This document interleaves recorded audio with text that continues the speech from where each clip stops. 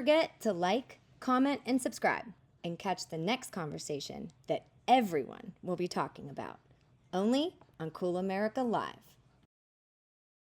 Hey everyone, I'm Lindsay Betterell, and welcome back to Cool America Live, where we skip the small talk and get into what really matters.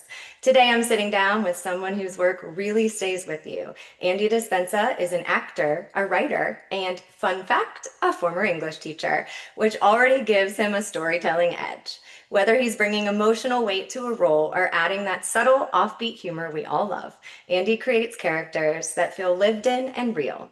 We're diving into everything from the roles that stuck with him, even the ones he didn't book, to behind the scenes chaos, Italian family inspiration, and a short film that left a lasting impact. So let's jump in. Thank you so much, Andy, for sitting down to talk with us today. We're so happy that you're here. Thank you, Lindsay. Geez, that was quite the introduction, I have to say. All of it is true, completely. Yeah, Let's I'm happy to be here with you. Thanks for having me. Absolutely. Let's start with something that always fascinates me. Those roles that don't quite land, but never really leave you. Is there one you auditioned for that still lingers in your mind? Yeah, sure. There's one in particular that I went out for a few years back. It was for a National Lampoon film. So those are pretty zany comedies, and I love comedy. Like it just comes naturally to me, and it's rare these days that you get to audition for comedy. I feel like there's a lot more drama out there. And it was for the role of this character who was an Elvis impersonator, and I guess he like met the lead, and he had to go on some journey with her to get where she was going. But I kind of like put my own spin on it, where he was talking in the Elvis impersonation when he was not on stage, and just been like, "All right, Clarice, you want to get a coffee with me?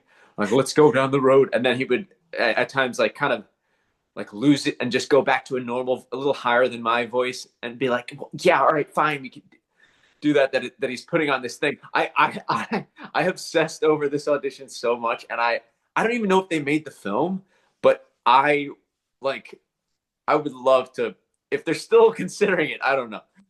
That's one that I would have loved to have done for sure. Well, I would love to watch that. And you nailed the accent, by the way. But thank you. I studied. Um, yes, it's always interesting how something that didn't like officially become part of your career can still shape the way you work. So, speaking of So shaping true. characters, what's the weirdest or most unexpected thing you've ever pulled from real life to build a role? Oh God. That's a tough one. That's a tough one. I mean, like, I do a lot of personal prep and kind of see what comes from wherever, really. But uh, okay, one thing that might be worthy, I think, of talking about.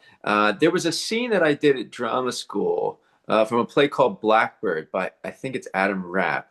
And it's these two characters, they're kind of down on their luck. One is like a former military um, guy and his girlfriend, and they're doing drugs, and it's kind of it's crazy. It's high emotion. Um, to prepare for that, I dressed up like the character, and he had sciatica. He had like a back problem, and I had like stuff on my shirt, like like what looked like blood. And I went around. Oh, sorry, I moved you there.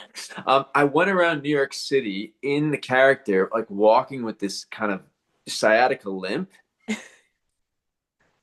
and it just the way people looked at me or didn't look at me, avoided my stare. I mean, it really gave a great insight into just how you see people walking around who are homeless or whatever. And yeah, it was just kind of eye-opening. People go out of their way to avoid someone that is like has something going on with them that is outside the realm of what's considered, I guess, normal. Um, and that scene, I think that was one of the best scenes that I worked on at school, and I remember it going really well.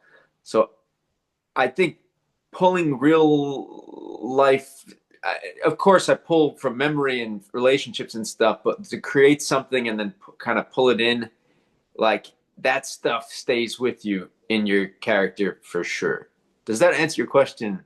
Absolutely, it does. Okay. And with this insight that, I mean, it's crazy to hear it straight from a source. You know, you always see things like that, even like on TV or in movies, it's portrayed that way. But you were always like have this hope that it's not really going to be like that. So the fact that you know, told us that story and then, but you also were able to transform it into something great too. So, and I'm sure you did it justice too.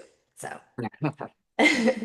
Yeah, we Uh, got feedback from the rest of the class and the teachers. That was like that was one of the first moments at drum school. I felt like, oh, I did something really kind of right, and just from the feedback and whatnot. So it's like, yeah, everything helps you learn oh yeah, apart, and yeah, for sure. absolutely. Yeah, So, but you're not just performing, you write too. So sure. Yes. I imagine that gives you a different kind of insight when it comes to crafting a character. How do your writing and acting lives speak to each other? So writing for me, it's just kind of something that comes naturally. I feel like writing, acting, and directing are heads of the same kind of holy trinity of creativity and drama performance.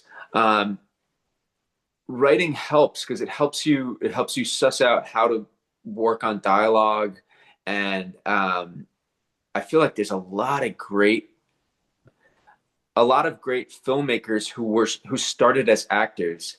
Uh, as an actor, when you work on good material, it also aids in your writing. It's like it's totally a two-way street for sure. But they're two separate. They're separate parts of the brain. I feel like for sure. I Um, agree. Yeah. yeah, I mean, you're a writer, right? Do you act at all, or? So I'm, been starting out an aspiring actress, but Oh, yeah, so great, I got both of those. Yeah. I nice. How do you really feel about that? I agree with you, and I Yeah, really admire your balance. But I have to agree that like writing adds a whole other layer to how you interpret material too. So it's like you're thinking both as a storyteller and the subject. So, and I it's feel like true. you said that very well. Oh, thanks. Okay, let's talk the funny thing. It has this really understated charm. It's honest, awkward, but deeply human.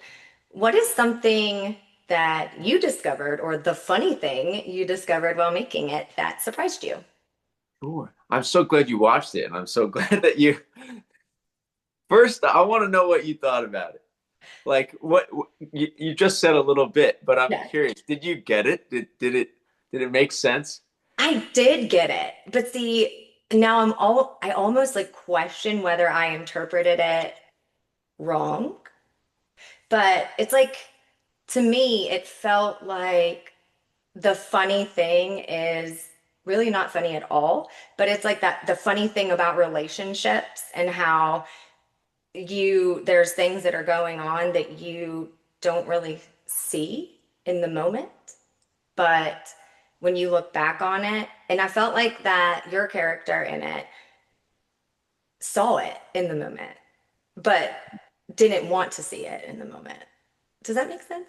Gotcha. Yeah, no, for sure, absolutely. So what is it like?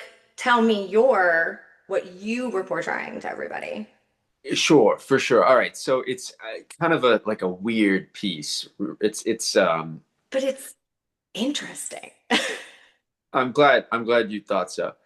So I'll tell you a little bit the inspiration about it, and then I will answer your question about like the funny thing that I, Yeah, I, I yeah, yeah. learned from filming it for sure.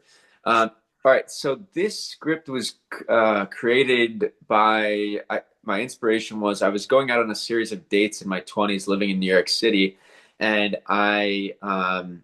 without ruining kind of the twist of the film, Mhm. I was going on dates and I was sitting, with somebody for the first time, and I always had kind of a preconceived notion in my head of how it was going to go based off our first interaction or how I was feeling towards the person, as people do.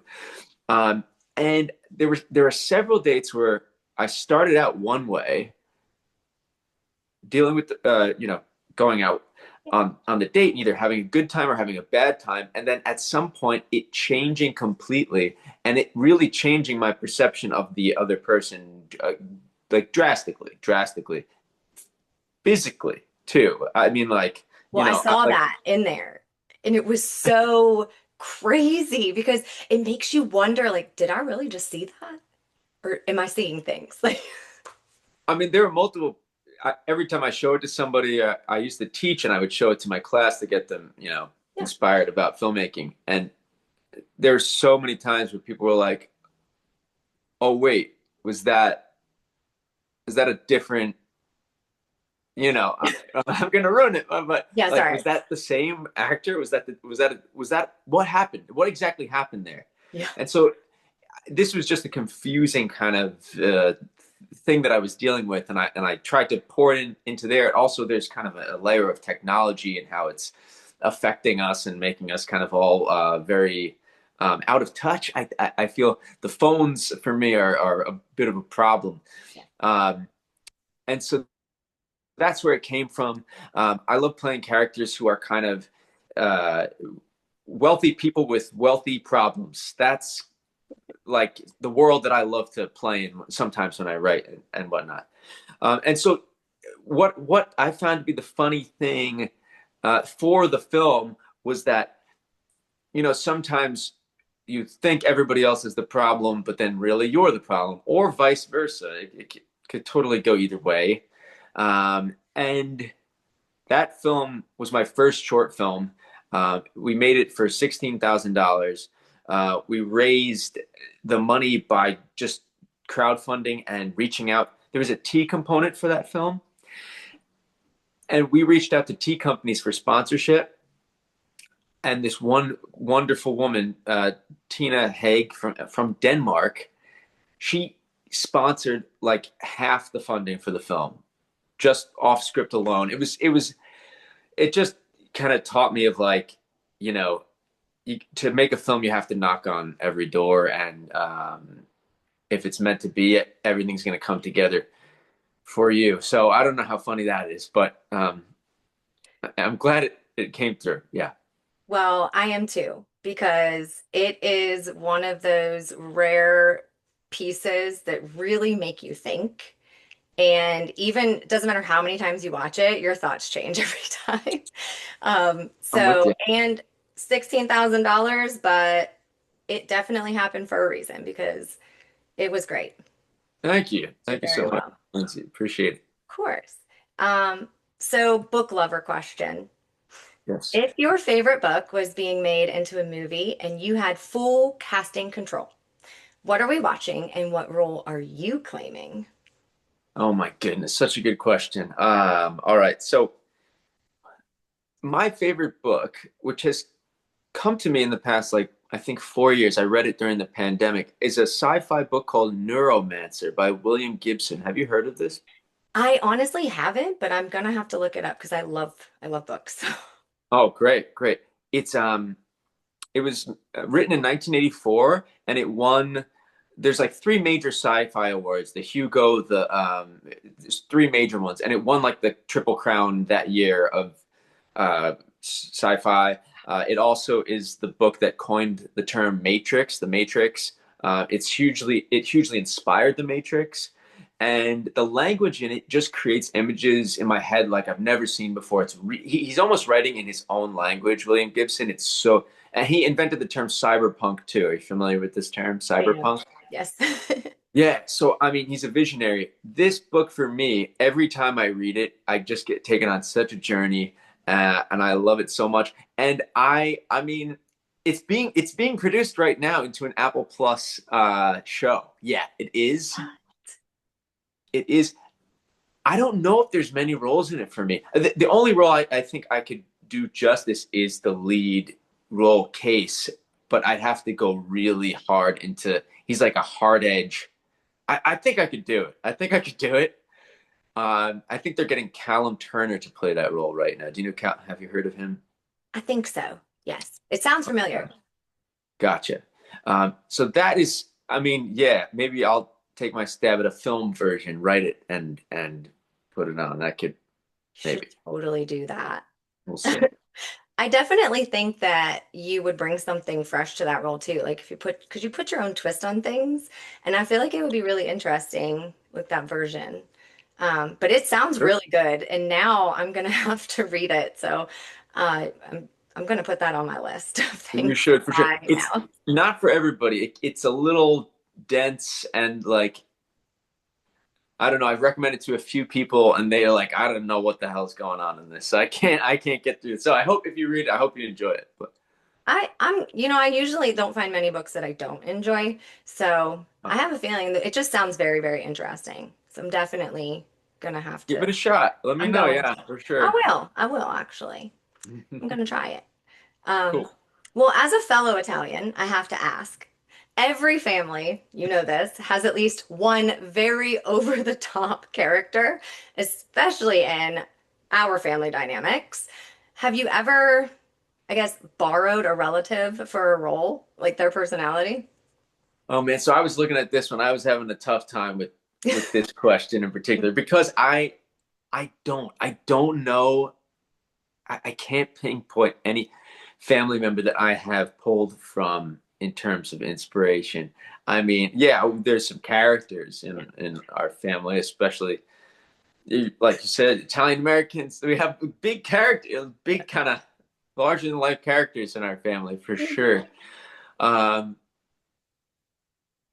I usually end up pulling like from friends and acquaintances and enemies and um, former roommates. That for some reason that falls easier in terms of inspiration for me.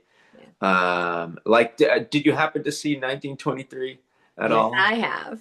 Okay, I great, love great. it. Yes, I mean, incredible, incredible show. For Luca. Luca, Mhm. I there was a part that I pulled from an old roommate for him.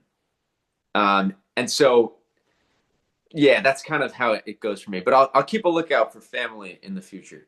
Yeah. Well, I mean, I got a few that could honestly get their own spinoff. So. All right, you got to write it. So knowing that you pulled that inspiration from your old roommate, did they ever catch on, or are they just out here unknowingly starring in your work? You know, he lives in a very far away country, and I don't even know if the show is available there. So I'm not sure. I'm not sure. But one day I might, this kind of stuff I kind of like to keep private just to keep Right. like protect the person and protect the character. Yeah. Um, but maybe one day, if he reaches out to me one day about it, I'll tell him a little bit maybe. Yeah. It's always like, oh, thanks for this material, by the way. Yeah, right, exactly. Have you ever had that moment mid-scene where everything kind of clicks and you think, yep, this is exactly why I do this?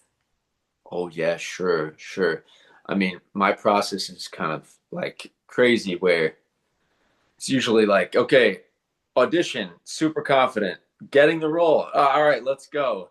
And then like research, and then it's like, oh my God, wait a minute. No, I don't know what I'm doing. I usually go through some neurotic spell of like freaking out. And then it generally just comes together. It happens on pretty much every thing I do, where it's like either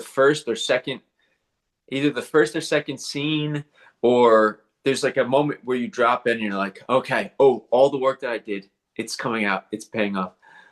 All right, this is why I do it. Like you said, you feel it, and you're able to focus with your partner, and it kind of you get lost in it. That's the best feeling for me about this type of work when you just kind of there with another person and it takes over. So Yeah. for sure. And I definitely think what you described, like that circular, like I guess secular, whatever way of being, it's so human and it makes you so relatable that knowing that that you also sometimes aren't always so confident, even though you are this like powerhouse on screen.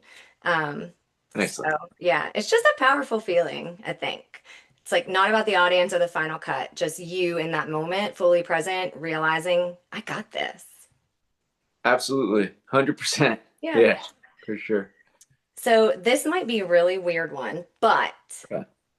I always want to ask it. Go for it. What is something random you keep in your trailer that might surprise people? Oh boy.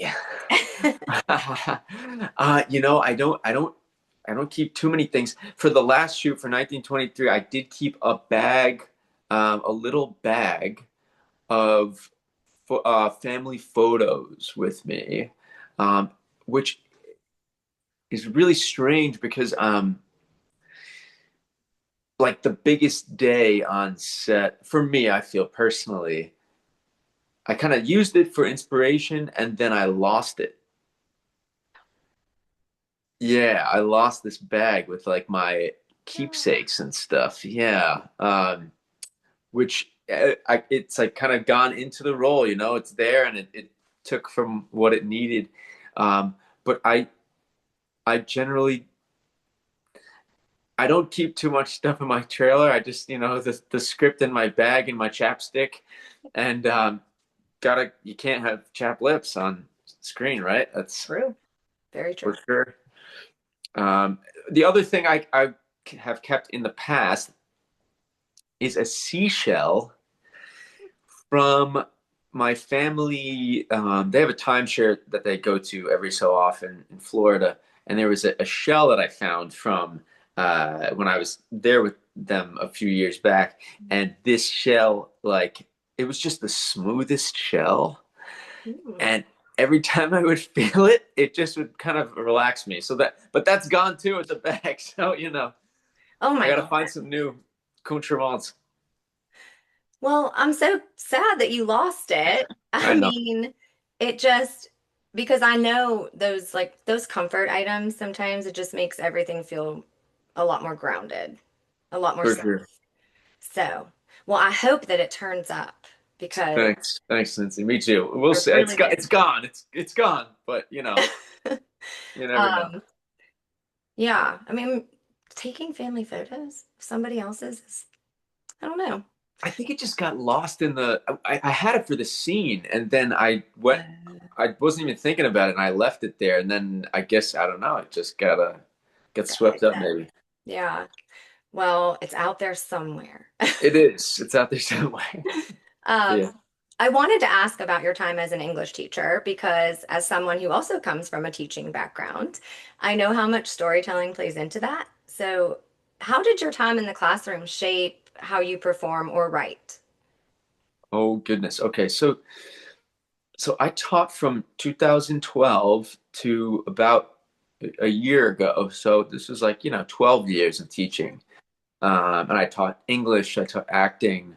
Um, you know, it, for me, acting and writing and filmmaking and working on like a creative project like that, those things are the things that really come naturally to me.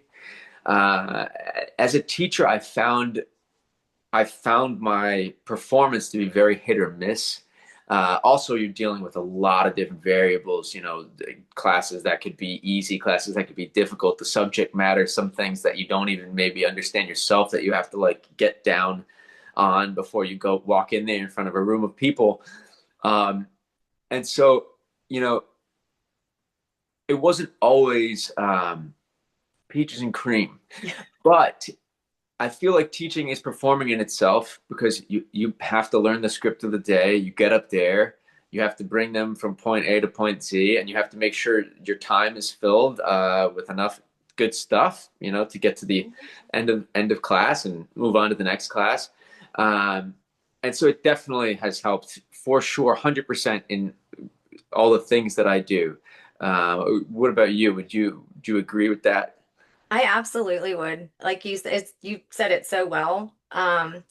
But you're right. And it's like this balance between memorizing your lines and improv because see, I taught elementary school, so there was a lot of improv.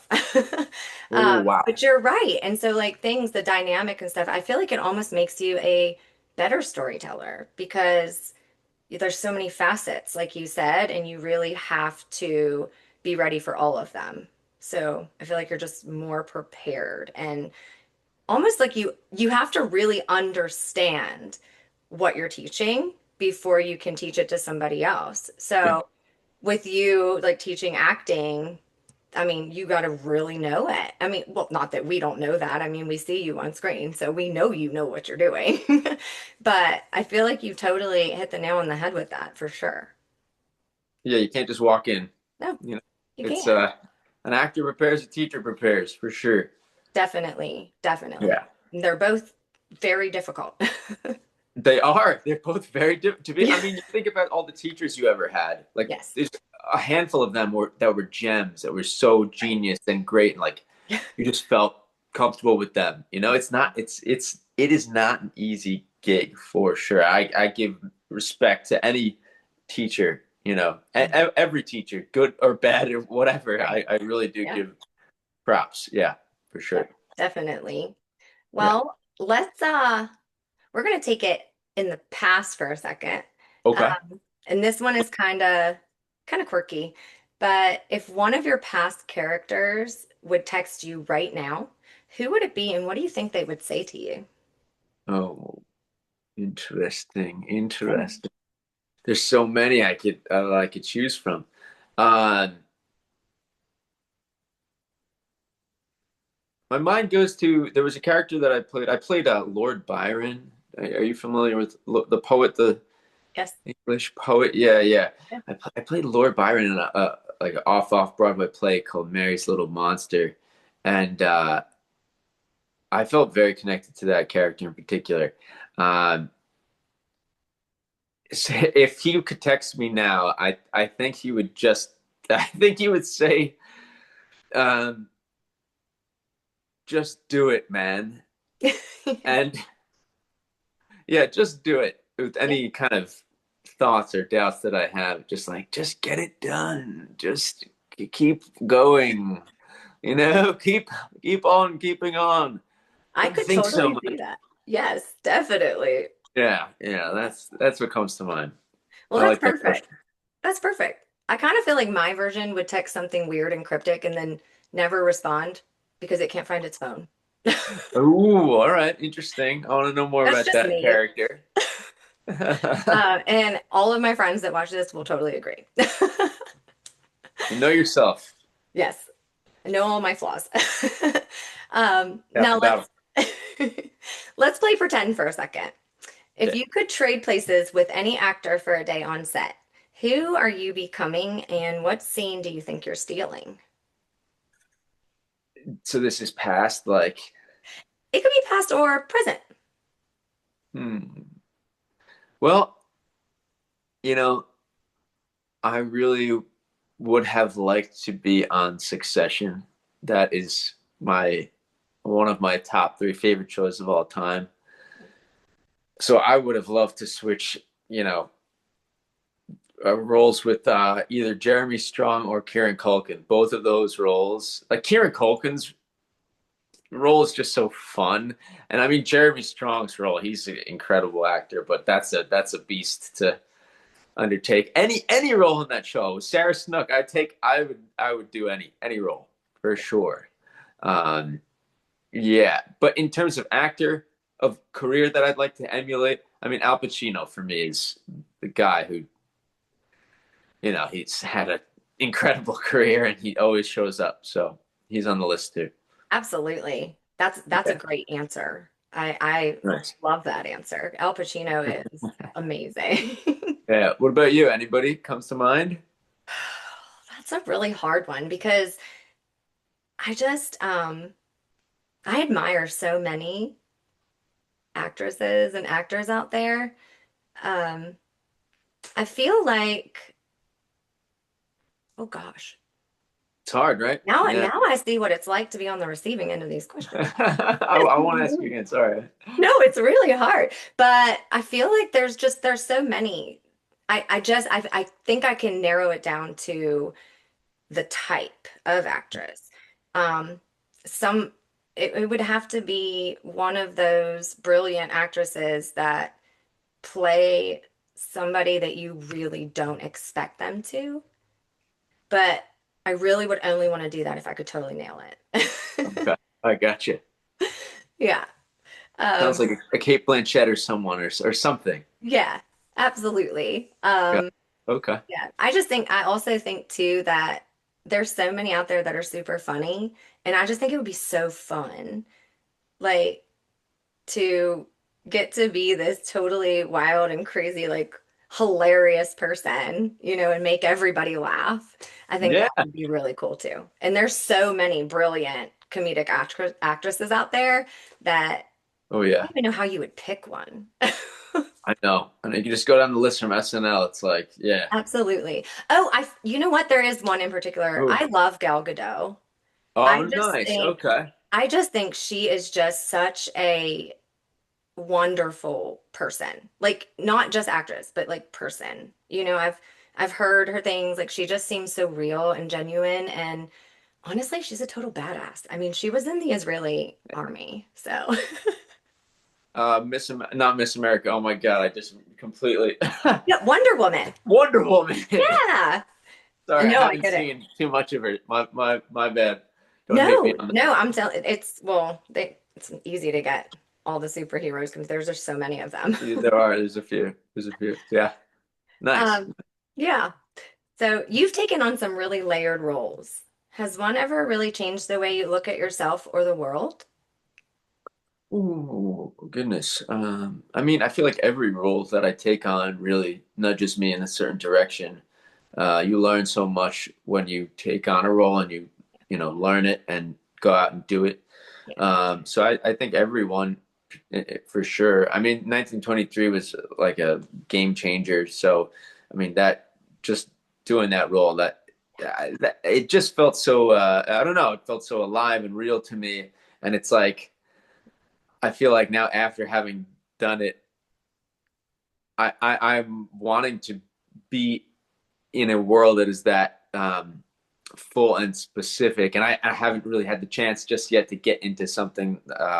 Hopefully, something's coming soon, but it has changed my.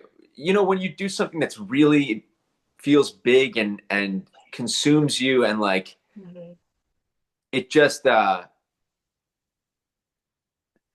yeah, I want to be. I just want to be doing things that are on that level.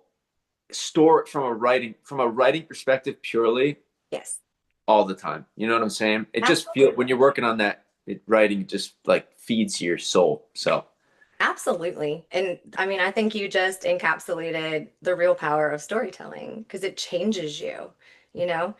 And it's so crazy to think because it changes you, but you're also changing others in their perceptions. So it's really powerful when you think about it. it is two-way street. It's a conversation. It's Yeah. teaching and learning. It's really it's a nice, it's really beautiful profession and that we're doing here. Yeah, for sure. I agree.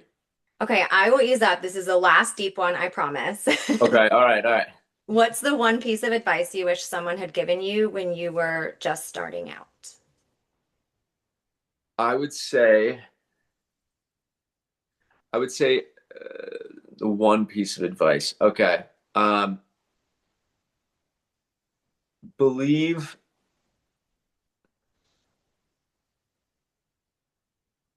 oh God, this is really tough. This is a deep cut. You're right, because this is like Well, if I could there's talk more to you than for an one, hour about this. if there's more than one, I like, would say um, don't. I would say just um, focus on the big picture. I'd say focus on the big picture in terms of what you want to be, and mm, understand that your gifts are special. That's what I would have said. I would said really, really, really understand that your gifts are special and don't let anything kind of get in the way of that. That's what I would have said because there's things that come up, in your life or whatever that you kind of or directions that you go down and you're like, oh, maybe I should have stayed a little closer to this path. So that is the one piece I'd give to myself. I think that's brilliant, honestly. I really do. And I agree with you because it's almost like you're manifesting. Like this is going to be big. I'm going to be great. And I feel like if you believe in that, that's like really the hardest thing to do sometimes, you know? And so I feel like you really hit the nail on the head with that one. I mean, you're crushing this interview. Oh, thank you. All right, there we go. Good. Yeah, Uh, because it's like, there's down times, there's slow times, there's yeah, times where you lose your path and you lose your way. yeah, And yeah, just to if you can keep the vision in your head of like what you want and what who you are, it's hard. It's easier said than done, but I think that's a good advice for anybody for sure. So yeah. good question. I Yeah. agree. I definitely agree with you. And I think that would help a lot of, up and coming actors and actresses and really help them believe in themselves too. So that was wonderful. Sure. Um, Thanks. okay, easy part. Well, All right. hope it's easy. Quick lightning round before we wrap. Um, so just first thing that comes to mind, quick and easy. Okay. A dream co-star you haven't worked with yet, but really hope to. Oh God, yeah, I can give you so many. Yeah, what Uh about your top three? I mean, Kate Blanchett is up there for me. Um, I would love to work with, well, living or dead. I mean, Doesn't matter. all right, Marcello Mastroianni. Do you know who that is? He is an Italian actor from the 60s and 70s. He's My like, dad actually has talked about him. okay, he's one of my favorite actors of all time. Effortless, cool, Yeah. great legend. Um, and then I'd love to work with Christian Bale. I'd really, really like to work. He's one of my favorite actors too, and I would just to see him do his thing and to get in a scene with him. That'd be great. Yeah. Oh, good answers. Most Thanks. most used emoji. Ah, I use now that I got to think about. Oh, my phone's here. I can't check. Um, I think I'm on the smiley page probably. So it's probably just the classic smile, you Yeah, know, or the prayer hands, high five hands. I like that. Yeah. Yeah, I And then think you so. didn't even have to have your phone for that. Yeah, that's basic answer. I wish it was something cool like the eagle or the lightning bolt, but I no. wonder if anybody really does use those a lot, though. I They'd feel have to like make your it their life would brand. have to be really, really interesting to be using those all the time. Yeah, exactly.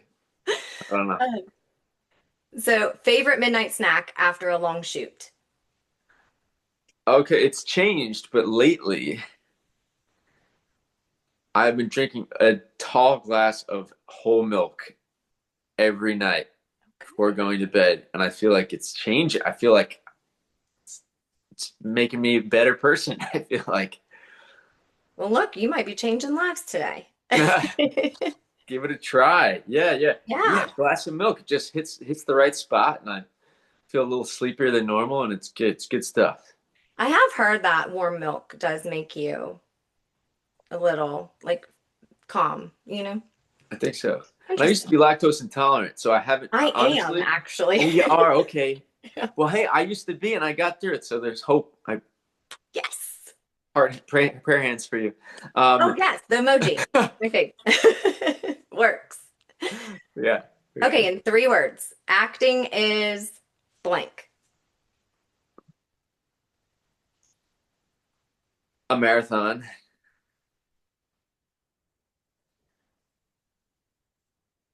Can I do phrases? Sure. Okay. So we're gonna go a marathon. We're gonna go not what you think. And I say that because it is I really do believe this. It is like one of the farthest professions from what the public thinks it is to what it actually is. I could see that. Um, and then the third is, I would say, oh, I'm looking for a word. It's not spiritual. It's not magical. It's mm, surreal, maybe, perhaps. I don't know if that Yeah. quite pins it, but I'm looking for a word that says, because there's things that happen in storytelling and Yeah. art and writing, and acting that are just kind of like otherworldly. Mhm. Sometimes that happens, and it's Yeah, strange. It's like synchronicitous. I just threw way more than a word at you, but I like um, that. I'll take take it. with that what you will. Yeah, for sure. I will definitely take it. So we always end with this because we are Cool America Live after all. What is something that you think is genuinely cool about America? Okay. Um, I go right here immediately. I was born on the 4th of July, and I love the 4th of July. I think it's my favorite holiday, obviously. Yeah. Fireworks for me every year, but just like that everybody gets to come together, celebrate the country with the barbecue, and you see your friends and family, and everybody has off.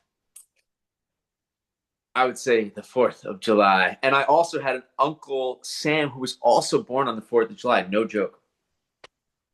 Wow. All American boy over here. That's wild. Pretty wild, right? Yeah. Yeah. Well, happy early birthday. Thank you. Thank you very much. Um, but finally, what is the coolest thing about you that people might not expect? Hmm. Boy, let's see. You know, lately, this is one cool thing that I'm enjoying and proud to tell. I have been getting into wildlife photography, and there are and it started because there's this woodpecker in my backyard, like this massive red-headed guy who we just hear outside going like "Brrr," Oh my goodness. and yeah, he's gorgeous. And then I went outside and I was like, I want to get into wildlife photography. And now we also have foxes in the backyard.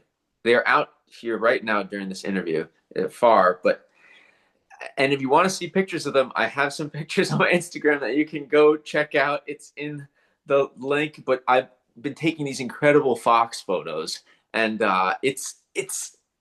I've always loved animals, always really loved animals, but like to combine photography and animals, I that is a thing that I'm working on and that I feel pretty cool about. I think that's very cool. And like foxes are just, they're so beautiful. They really, really are. Gorgeous, Yeah. And mystical. I'm definitely going to be looking at those pictures because Okay, sure. I mean, taking, like you said, taking that art and applying it to something so real and innocent, almost like, you know what I'm saying? I feel like that's would bring so much beauty that we take for granted. Oh No. yeah, you're out there. You're Mm-hmm. like it's you and this the animal. It's like Yeah. the subject is they're so natural, obviously, Hmm. but it's really super spiritual to be out in nature, just like being with a creature and putting them on camera. Yeah, I've been loving it for sure. Definitely. Well, I hope you continue. Maybe we'll see you beside a lion someday. Maybe we'll see, Lindsay. We'll see. Well, thank you so much. I hate for it to end. It's been so much fun to talk to you, and I really appreciate you taking the time to speak with us today. It's been so much fun. Thank you so much. I've had a great time. This was awesome. Really appreciate you taking the time as well. So thanks so much, Lindsay. Nice to meet you. You too. So there you have it. Andy Dispensa, everyone. From the classroom to the camera, he's a storyteller through and through. Truly one of the most thoughtful creatives I've had the chance to sit down with. On screen, on paper, and clearly in person. And yes, undeniably cool. Want early access to celebrity interviews? Want your question asked on air with a personal shout out? This isn't just watching, it's becoming part of the show. We've got A-list guests, rising stars, and raw, unfiltered convos you won't find anywhere else. Hit that subscribe button now and turn on all notifications so you don't miss your moment. Welcome to the Cool America Live family, where your voice really matters.